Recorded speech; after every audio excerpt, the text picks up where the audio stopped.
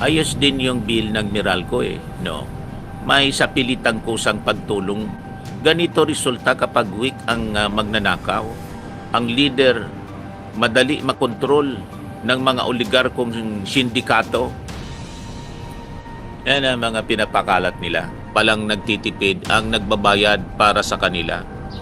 Republic Act 1155 ba to or the Expanded Lifeline Rate Act enacted May 2021 extends and enhances electricity subsidies for low-income households in the Philippines for 50 years.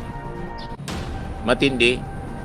Sabi dito, Republic Act 1155 to Expanded Lifeline Law nilagdaan noong May 27, 2021 ang pangunahing isinulat, inisponsor sa Senado. Nagbabagang mga balita at pagtalakay sa mga isyu ng lipunan. Bulsa, opinyon, banat at paglalantad sa katotohanan. Bulsa, what you see is what you get. You decide. Darcy Maravillas po. Kumusta kayo? Yung ating focus, talakayan ng mga balita. Siyempre, presentation ng mga balita mula sa mga credible, legit. Hindi tayo tulad ng mga ibang vloggers na ang mga sources, yung mga kung sino-sino, chismis, mga haka-haka nila, verified sources. Kasi yung intention po, propaganda. Panira yung intention kasi binabayaran sila ng kanilang mga sponsors. Tayo, hindi po. Walang ganon, mga kababayan. Kaya itong mga DDS trolls, mahilig mag-akusa kasi sila yung bayad talaga ng mali-maleta. Ngayon nga, ina-accuse yung ating Pangulong Bongbong Marcos ng yung sa 4-piece na yung kuryente ng 4-piece subsidized daw ng mga tulad natin na nasa yung mga nagtatrabaho. Yan ang mga pinapakalat nila. Yung expanded lifeline law sa kuryente, mga kababayan, ang author si Sherwin Gatchalian, pero ang pumirma sa batas, pinasa pala yun 2021, pumirma sa batas si Digong. Tapos tinuturo ninyo yung ating Pangulong Bongbong Marcos. Talaga itong mga lahat ng mga kabuktutan, mga kababayan ng previous administration, tinuturo ninyo yung ating Pangulo. Kaya gusto nating i-correct itong mga pinapakalat nilang balita. Ayos din yung bill ng Meralco no? May sapilitang kusang pagtulong. Ganito resulta kapag weak ang magnanakaw. Ang leader madali makontrol ng mga oligarkong sindikato. Yan ang mga pinapakalat nila. Yan pinapakalat nitong vlogger nilang ngongo, si Arguta. Walang kadala-dala ito sa pagpapakalat ng fake news. Administrasyon, 4-piece libre na ang kuryente. O yun ba, mga taxpayers, ang musalo sa bayan, sinisisi nila sa ating Pangulong Bongbong Marcos. Yung author nito, napakalinaw. Ipakita ko sa inyo. Pinirma niya yung batas. Former President Duterte signed law extending electricity lifeline rate until 2051 pa. Ano sabi diyan? Kaya pala mas malakas mag-video okay ang mga kababayan nating member ng 4-piece. Kahit sintonado ang boses, todo ang mikropono. Tayo naman, hindi tayo makapag-video okay, kakatipid sa kuryente. Tapos, mababasa mo, 100% discount sa mga 4-piece members. Tayo palang nagtitipid ang nagbabayad para sa kanila. Republic Act 1155 ba to or the Expanded Lifeline Rate Act enacted May 2021 extends and enhances electricity subsidies for low-income households in the Philippines for 50 years. Matindi. It amends the IPIRA law mandating a 100% discount on electricity charges for qualified 4-piece beneficiaries and marginalized users, generally 0 to 50 kilowatt hour per month. Bakit ninyo sinisisi sa ating Pangulong Bongbong Marcos na ito pala ang author ng batas, si Sherwin Gatchalian, pinasa 2021, panahon ni Digong, at pinirmahan niya yung batas. Ipakita ko sa inyo. Kaya kayo na mga DDS, puro kayo fake news. Yan ang batas, mga kababayan. Sabi dito, Republic Act 1155 to expanded lifeline law nilagdaan noong May 27, 2021, pangunahing isinulat, inisponsor sa Senado ni Senator Sherwin Gatchalian. Ayan, sa Congress, yung speaker noon, mga kababayan, si Velasco pa, Lord Alan Velasco, tao ni Digong. Tapos si Tito Sen, ang Senate President, pirmado, mga kababayan ni Digong. Rodrigo Roa Duterte, pirmado niya yung batas. Ngayon, bakit ninyo mga DDS sinisisi sa ating Pangulong Bongbong Marcos? 50 years. So, kaya ito, ito yung nangyayari sa atin ngayon. 50 years yung batas. Expanded for 50 years. Lahat mga kalokohan ninyo, kalokohan ng leader ninyo, mga kabuktutan na mga ginawa, ang sinisisi ninyo yung ating Pangulong Bongbong Marcos, kundi kayo mga loko-loko. 88% sa ating mga kababayan Pilipino ang nagsabi, dapat humarap si Sara. Ayaw humarap. Hindi harap ngayon, mga kababayan. Sa Senado daw siya harap. Malamang hindi rin. Wala pa mga kababayan ng nangyari sa mga sinabi ni Sara. Puro diktado. Ito yung schedule, mga kababayan. President Sara Duterte impeachment hearing. Ito yung schedule. 10 o'clock in the morning, NBI will present the strongest evidence on the 2024 kill threat made by VP Sara Duterte against the President, First Lady Lisa Marcos, and former Speaker Martin Romualdez. So ang totok ng hearing ngayon para i-establish yung probable cause doon sa Article 1, yung kill threat ni Sara Duterte. Malinaw, sabi ng NBI, planado niya. May record na sila, authenticated. Ang witness po, tayong lahat ng witness, kasi nakita natin, milyon-milyon nag-viral yon, buong mundo nakita, hindi lang ng mga Pilipino, pati ng mga foreigner. Yung tingin sa sarili, ganun yung mga German.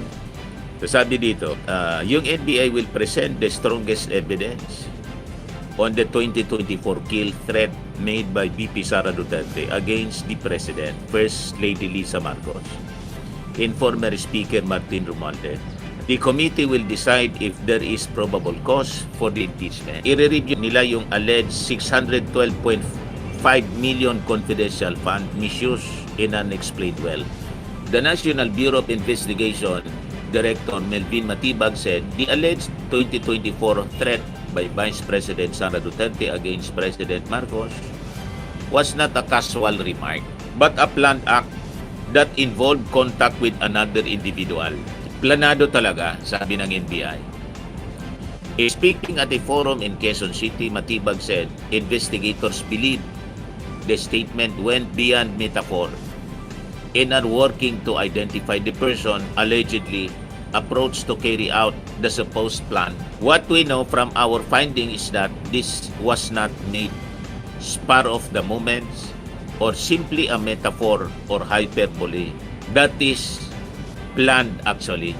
Plinano daw talaga. So alam namin na meron talagang kinausap, but we want to find out who that person is. So nasa maigpit na pag-imbestiga ngayon, mga kababayan, yung National Bureau of Investigation.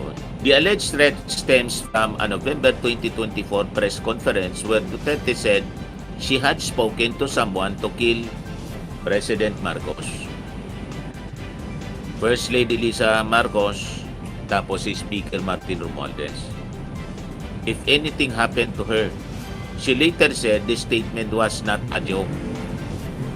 No joke, no joke. Recorded. The issue has become one of the key allegations cited in the impeachment complaints against the Vice President alongside accusations of misuse of confidential funds, tapos unexplained wealth.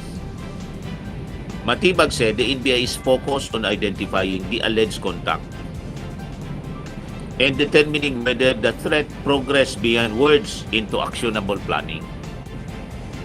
The matter is expected to be discussed further during the committee hearing mamaya, where it official is scheduled to appear as resource person. So ito yung mapapanood natin maya-maya. He also raised concerns over what he described as a growing tendency to dismiss violent rhetoric as figurative language. Correct. Dapat itama natin ito. Enough is enough. Yung mga pagbabanta, pinapalagpak natin. Citing instances where explicit calls for harm have surfaced online and in public discourse. Nakakatakot po kasi yung sitwasyon natin. Parang it's so easy to say, barilin mo yung taong yan, patayin mo yung taong yan, di ba? Tapos sasabihin lang na this is all metaphor. But if you will investigate, sabi po niya, and look at the behavior in the pattern, mukhang hindi ito ordinary metaphor. That is actually a threat. Sabi po ni Matibag. Matibag said, law enforcement agencies remain alert to statements that could incite violence, stressing the authorities will not ignore attempts to encourage unlawful acts. So, sabi dito ni Matibag said, law enforcement agencies remain alert to statements that could incite violence, stressing that authorities will not ignore attempts to encourage unlawful acts. And they're trying to rally people behind them to do something that is bad. That is illegal. And we in the law enforcement will not allow that to happen. The NBI said its investigation remains ongoing as it works to complete its findings and determine whether charges may be filed. Ito'y galing mga kababayan sa Institute for Studies in Asian Church and Culture. Basahin ko. Ituloy ang impeachment trial ni Vice Presidente Sara Duterte, sabi nila. Kami, mga staff, kasapi at mga kapanalig sa pananampalataya ng Institute for Studies in Asian Church and Culture ay lubos na sumusuporta sa sinasagawang pagdinig sa kasong impeachment sa Kongreso laban kay Vice Presidente Sara Duterte.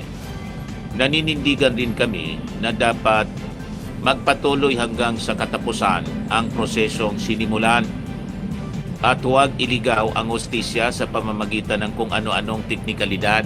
You see? Ang nangyayaring mga hearing ngayon sa Kongreso ay batay mismo sa desisyon ng Korte Suprema noong July 2025 na bigyan siya ng pagkakataong marinig at sumagot sa mga artikulo ng impeachment bago ito ipadala sa Senado. Correct.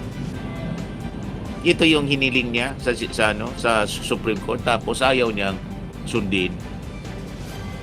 Sadyang napakaseryoso ang mga kasong isinampa sa kanya, gaya ng mga sumusunod: maling paggamit ng 612.5 million confidential funds, kung saan 125 million winaldas sa iisang araw lamang. Paglabas ng Statement of Assets, Liabilities and Net Worth na naglalaman ng malalaki, kaduda-duda at di may paliwanag na kayamanan. You see? Harapang pagbabanta ng pagpatay kina Pangulong Marcos Jr., unang ginang Lisa Marcos at Speaker Martin Romualdez.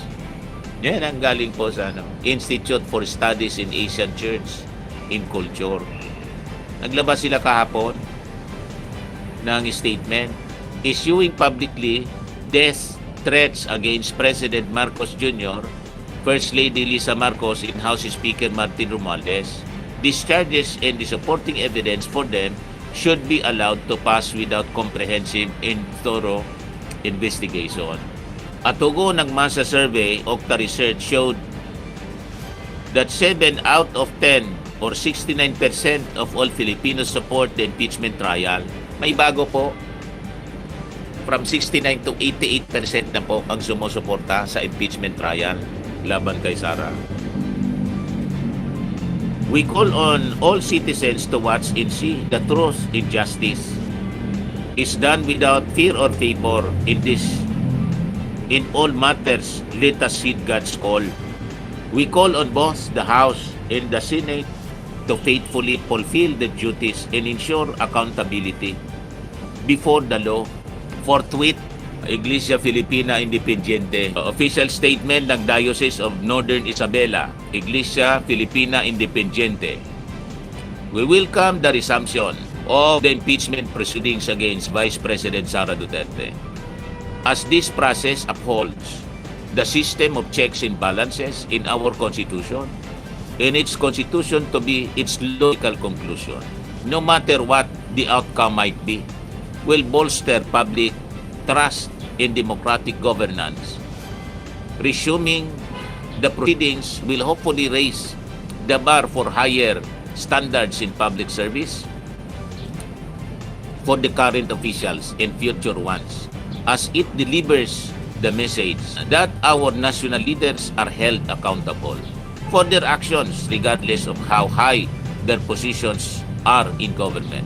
We hope that our lawmakers in the House Committee on Justice, tasked to preside over this constitutional process, will have divine guidance on their side in conducting the hearing, and the succeeding ones will all sides hear fairly in accordance with legal procedures.